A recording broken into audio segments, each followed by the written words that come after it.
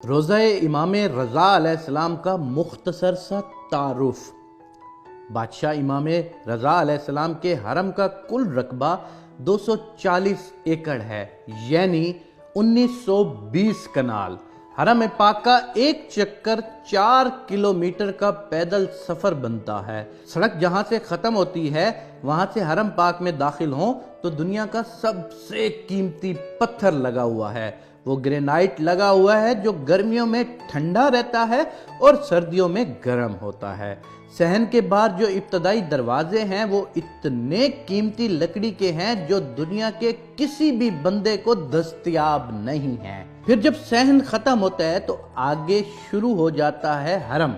حرم پاک کے جتنے دروازے ہیں وہ سب کے سب سونے کے دروازے ہیں۔ ایک دروازے میں گلوب کی طرح لٹکا ہوا ایک فیروزہ ہے۔ اس فیروزے کے بارے میں حرم کی کتاب میں لکھا ہوا ہے کہ پورا ایران برباد ہو جائے اس پتھر کی قیمت سے دوبارہ آباد ہو سکتا ہے۔ بادشاہ رضا علیہ السلام کے مہمانوں کے لیے جو سبیلے ہیں وہ سونے کی ہیں اور جو پینے والے برتن ہیں وہ چاندی کے ہیں۔ جو ہی صحن ختم ہوتے ہیں آگے جوتے اتارنے کی جگہ ہے۔ جدھر زوار اپنی جوتیاں اتارتے ہیں وہاں پر میرے بادشاہ کے 8000 نوکر کھڑے ہیں۔ اور یاد رکھنا وہ دنیا کے کوئی عام بندے نہیں ہوتے کہ جو بے روزگار ہوں اور چلا جائے اس کام کے لیے۔ ان میں 90% لوگ ایران کی فوج سے ریٹائرڈ میجر، جنرل، کرنل اور بریگیڈیئر جیسے افیسرز ہیں۔ وہ ریٹائرمنٹ لے کر درخواست دیتے ہیں کہ ہمیں پینشن نہ دے، بادشاہ رضا علیہ السلام کے زواروں کی جوتیاں اٹھانے کی نوکری دی جائے۔ دنیا کا کوئی 7 سٹار ہوٹل اتنا خوبصورت نہیں جتنا بادشاہ رضا علیہ السلام کے لنگر خانہ خوبصورت ہے۔ جہاں تک میں نے ایک عالم دین سے سنا تھا کہ وہاں پر زوار کی عرش کے فرشتے مہمان نوازی کرتے ہیں۔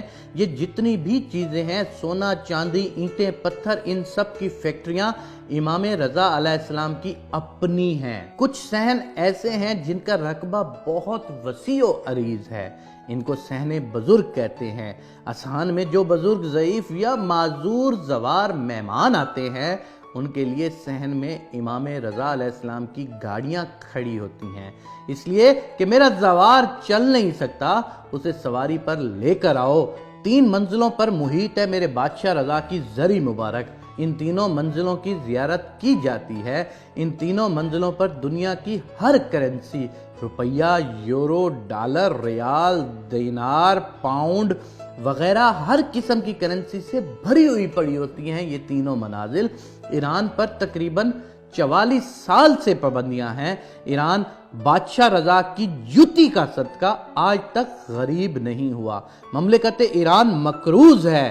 اس 8ویں امام کی لاکھوں کی تعداد میں مولا کی فیکٹریوں میں ایرانی لوگ ملازمت کرتے ہیں۔ کروڑوں گھر امام رضا کے سہارے سے پلتے ہیں۔ 4 کلومیٹر میں پارکنگ ہے جہاں پر صرف وہاں پر کام کرنے والے نوکروں کی گاڑیاں کھڑی ہوتی ہیں۔ یہ ہے ایک مختصر سا تعارف جناب امام رضا علیہ السلام کا جو 8ویں امام ہیں۔ ایران پر 44 سال سے پابندیاں ہیں، لیکن اس ایک امام کی زیارت کے لیے پوری دنیا سے لوگ جو آتے ہیں ان کا دیا ہوا اتنا کچھ ہوتا ہے۔ امام رضا کی برکت اتنی ہوتی ہے کہ پورا ایران کبھی بھی غربت میں نہیں جا سکتا۔